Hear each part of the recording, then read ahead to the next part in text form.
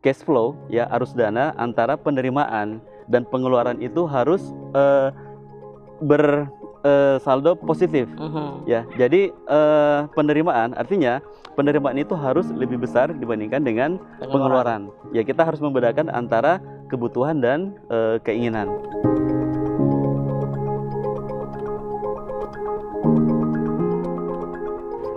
Assalamualaikum warahmatullahi wabarakatuh. Pemirsa BMH TV dimanapun berada, alhamdulillah kita kembali berjumpa dalam program Bincang Mulia di channel yang cerdas menggerakkan ini.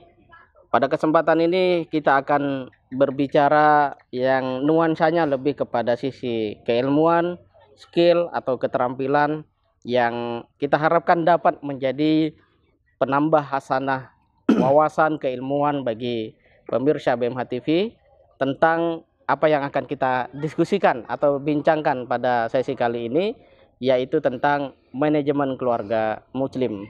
Dan untuk itu telah hadir bersama saya pengurus BMH Pusat, yaitu Ustadz Abdul Hajib Kholix. Beliau merupakan alumnus Magister Manajemen dari Universitas Mula Warman Samarinda di Kalimantan Timur. Langsung saja kita sapa. Assalamualaikum Ustadz Ajib. Waalaikumsalam warahmatullahi wabarakatuh. Mas Imam, sehat? Alhamdulillah. Wah, ini narasumbernya sudah nanya ke saya, ini luar biasa ini. Jadi ada sebuah energi nampaknya yang memang ingin beliau sampaikan kepada kita semua kaitan dengan bagaimana keluarga muslim itu punya manajemen finansial atau keuangan. Oke Ustadz Ajib, kita bicara tentang, ya baik Mas Imam, ya tentang harta ya, atau tentang uang atau pengelolaan. Kalau dalam Islam itu seperti apa sih sebenarnya harta ataupun keuangan itu sendiri, sehingga kita bisa menempatkan harta itu memang pada proporsinya. Apakah harta itu disimpan terus misalnya, apakah dikejar terus sampai lupa sholat dan sebagainya, atau harta itu sewajarnya kita kemudian dapatkan, sebagian kita jadikan alat untuk mendekat kepada Allah, membantu sesama, dan seperti apa? Silakan Ustaz Ajib. Terima kasih Mas Imam. Pemirsa BMH TV yang dirahmati Allah Subhanahu wa taala, berbicara terkait dengan konsep harta dan kepemilikan harta, mungkin saya awali dari bahwa yang namanya kehidupan di muka bumi ini ya tentunya berpasang-pasangan ya. Ada suami, ada istri. Nah, khusus terkait dengan harta, saya ingin mengambil peran dalam arti bahwa dalam hal ini laki-laki adalah pemimpin dalam rumah tangga. Ar-rijalu qawwamuna 'alan nisa. Jadi laki-laki itu adalah pemimpin dalam pemimpin wanita ya. Dalam hal ini termasuk dengan keluarga. Jadi tugas untuk mencari nafkah itu adalah dibebankan kepada laki-laki. Itu adalah yang utama. Tapi di era modern yang sekarang ya, banyak juga perempuan-perempuan atau istri yang turut membantu suaminya untuk mencari nafkah. Seperti itu. Terus dalam mencari nafkah ini ya tentunya kita sebagai umat muslim tentunya mengedepankan yang namanya pencarian harta itu yang halal. Ya, halal lagi thayyib. Ya, baik. Apalah artinya kita memiliki harta yang banyak ya, yang berlimpah-limpah kalau misalkan cara memperolehnya itu tidak halal.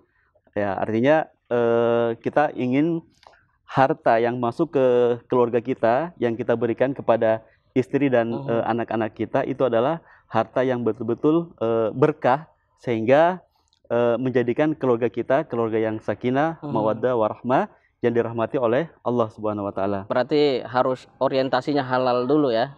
Betul, Mas Imam. Jadi nggak boleh mencari banyak dulu ini ya. Tapi pastikan halal dulu.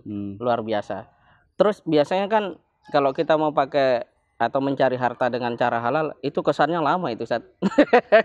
Numpuknya apa untuk bisa misalnya beli mobil, beli rumah itu kan lama itu. Nah, kira-kira di sini seperti apa seorang muslim itu harus menempatkan diri gitu.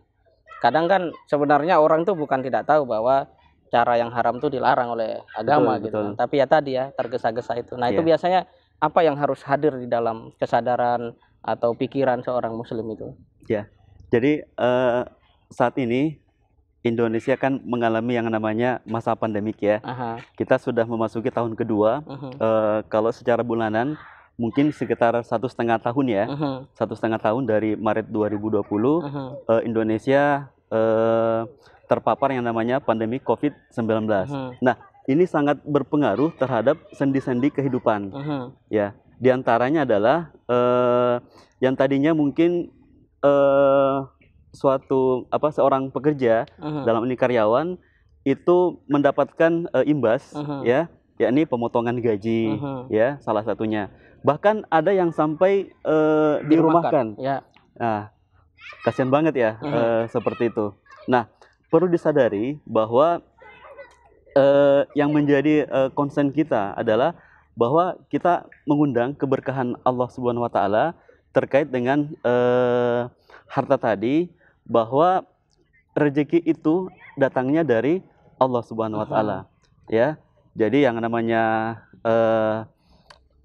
hidup, mati, rezeki, jodoh itu adalah sudah diatur oleh Allah Subhanahu wa taala. Mhm. Nah, namun kita sebagai umat Islam ya, itu tentunya harus bekerja secara maksimal Mhm. ya, memanfaatkan potensi yang kita miliki Mhm. untuk bisa survive dalam Mhm. kondisi yang pandemik seperti saat ini. Mhm.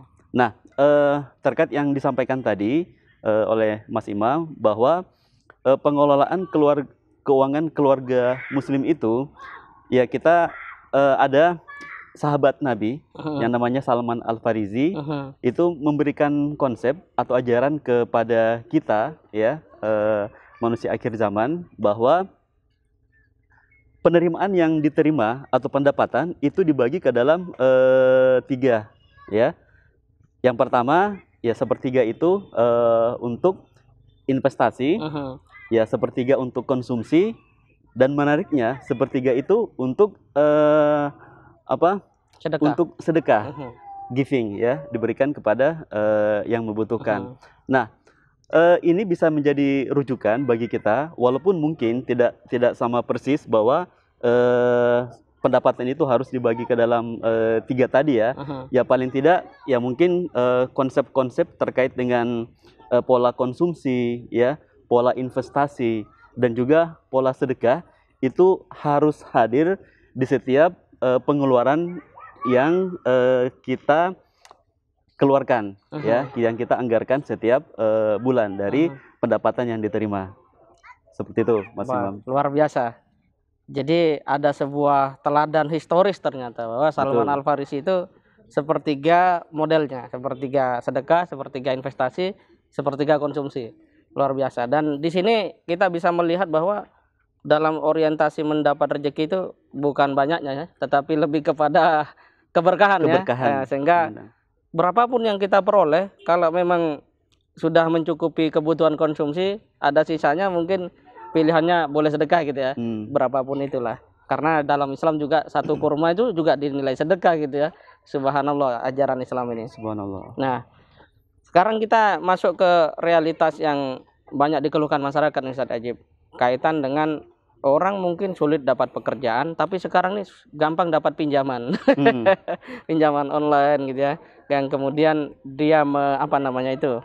Ya bahasanya orang kan menyekolahkan BPKB Betul, atau betul. sertifikat dan sebagainya. Nah, sebagai seorang muslim bagaimana kita memanage apa yang sebenarnya kebutuhan dalam keluarga, apa yang sebenarnya keinginan. Betul. Sehingga ya kalau memang darurat ya mungkin ya nggak masalah kalau darurat, tapi kok sekedar keinginan kan sayang gitu. Kemudian dia harus menjalani satu kondisi, dia dikejar-kejar tuh sama apa istilahnya debt collector gitu kan. Nah, bagaimana ini Ustaz Ajib menyikapi fenomena sebagian dari saudara-saudara kita yang sudah terjebak dalam pinjaman online dan akhirnya mengalami satu penyesalan seperti itu? Ya, baik, Mas Imam. Pemirsa Bema TV yang dirahmati Allah Subhanahu wa taala, setiap penerimaan yang kita terima itu harus kita membuat kita disiplin dalam mencatat seluruh pengeluaran yang nantinya akan kita prioritaskan ya. Nah, terkait dengan hal ini kita bagi ke dalam 4 kuadran, ya. Ada kebutuhan yang penting, ada kebutuhan yang mendesak, ya. Ada yang penting dan tidak mendesak, ya. Ada yang tidak penting tetapi mendesak, ya. Ada yang tidak penting tapi mendesak, ya. Kurang lebih seperti itu. Kita membagi ke dalam 4 kuadran. Nah, tinggal kita ini lagi, kita lihat bahwa yang menjadi prioritas utama, ya, untuk dasar kehidupan adalah tentunya konsumsi, ya. Konsumsi. Ya, konsumsi itu adalah tidak bisa ditawar-tawar.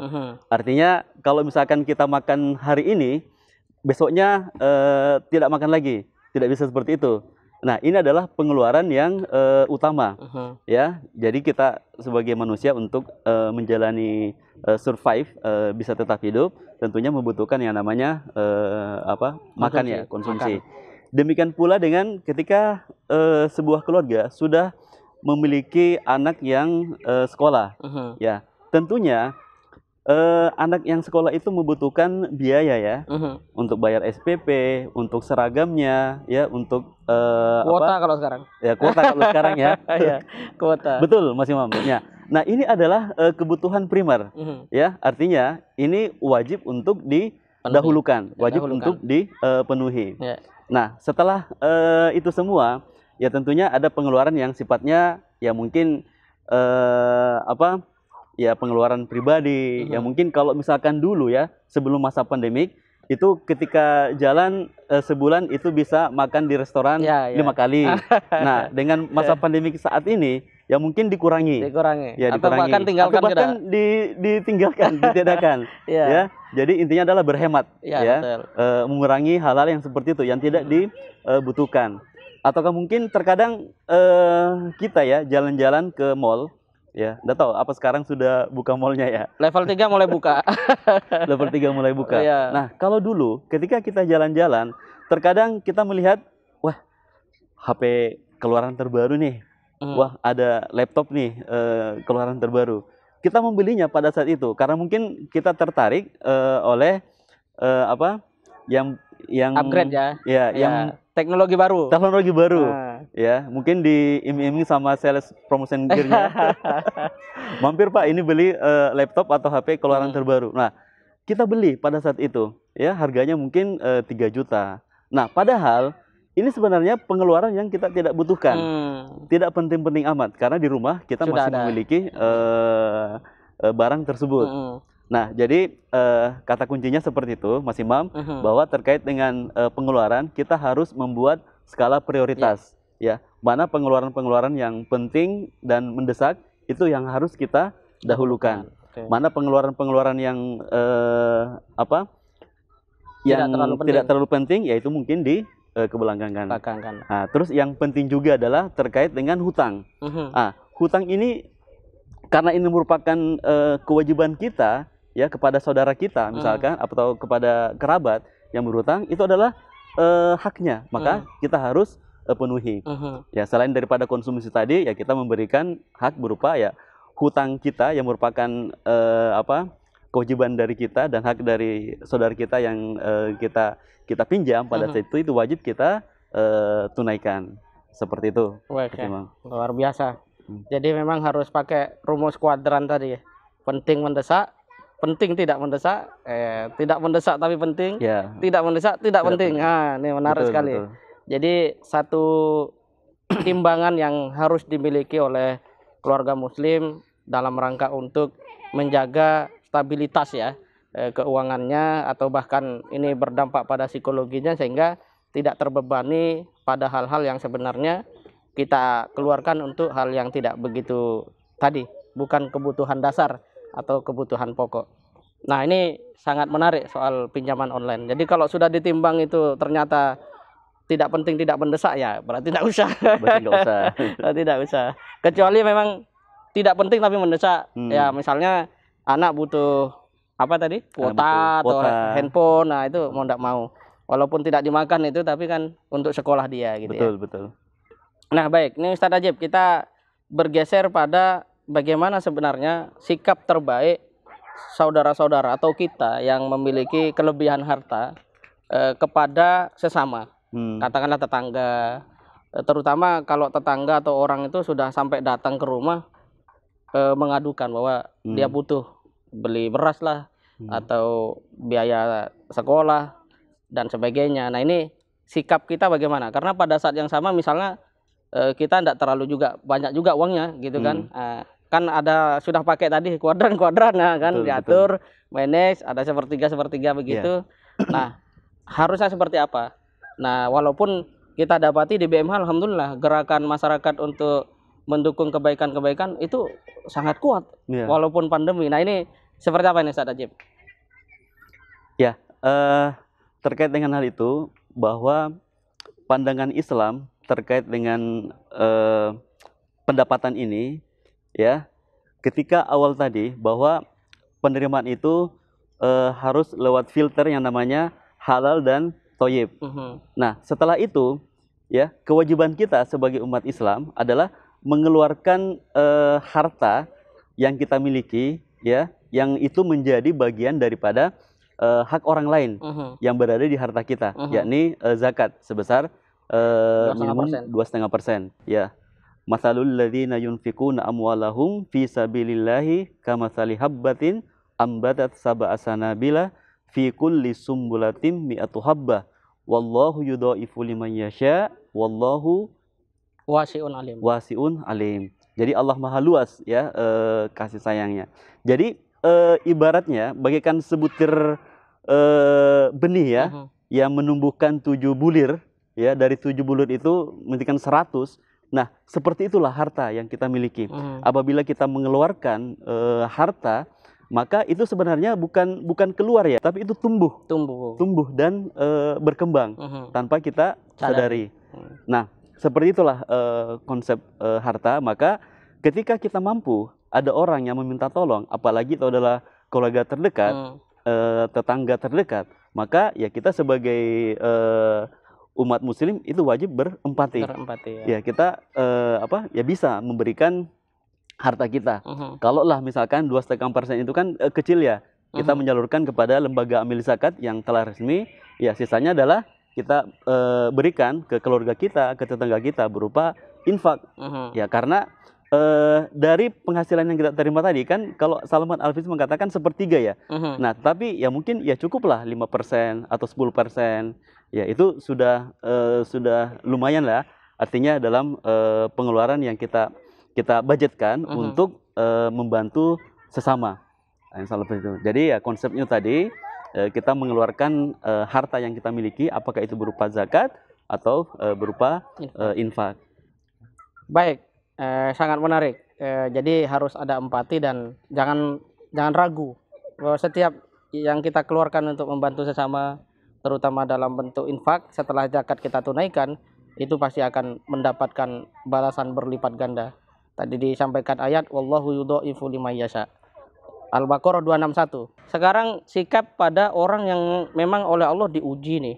Yang seperti tadi disampaikan oleh Ustaz Ajib, dia ada yang gajinya dipotong, ada bahkan dirumahkan sehingga dia tidak punya lagi pekerjaan, atau bahkan mungkin dia sakit, dia tidak bisa bekerja, dia tidak lagi bisa memberikan penghasilan. Nah, apa yang harus mereka lakukan ini secara sikap?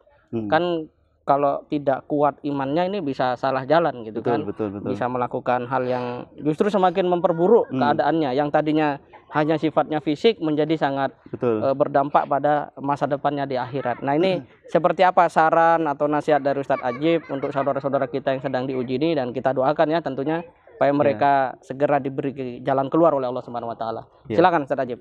Ya. Masya Allah, tadi pagi sebelum kita ke sini, kita mendapat kabar dari via WhatsApp group yang beredar secara massal bahwa telah terjadi kasus, yakni nauzubillah, ya, bunuh diri di salah satu tol, ya, jembatan tol Jor, ya. Kami mendapatkan info tadi pagi.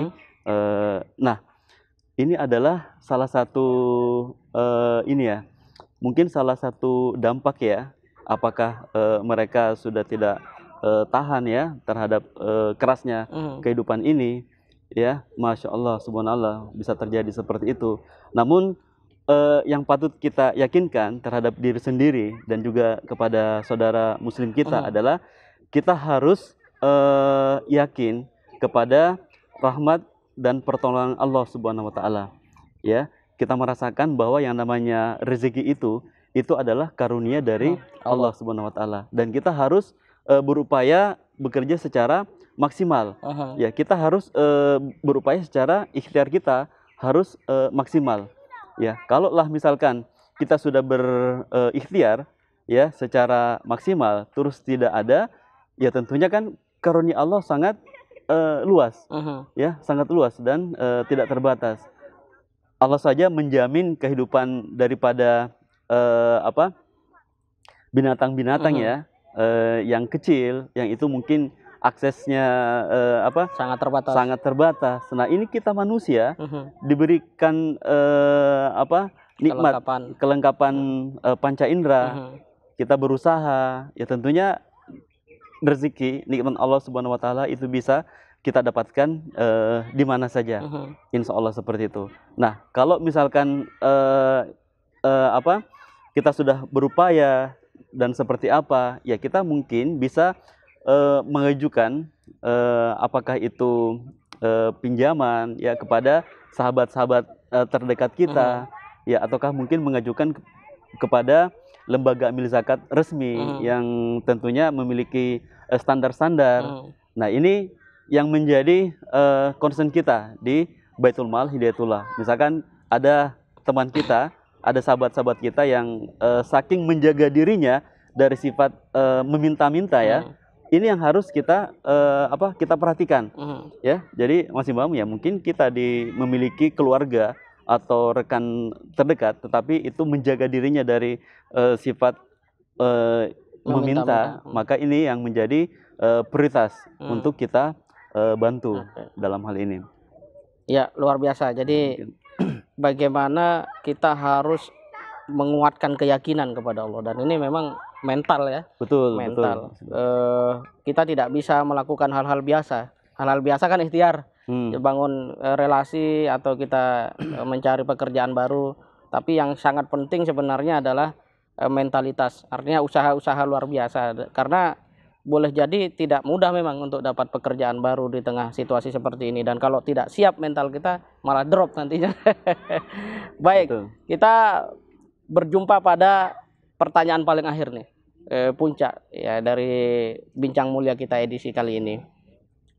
Ini banyak anak muda akhirnya juga tertunda pernikahannya ini kan.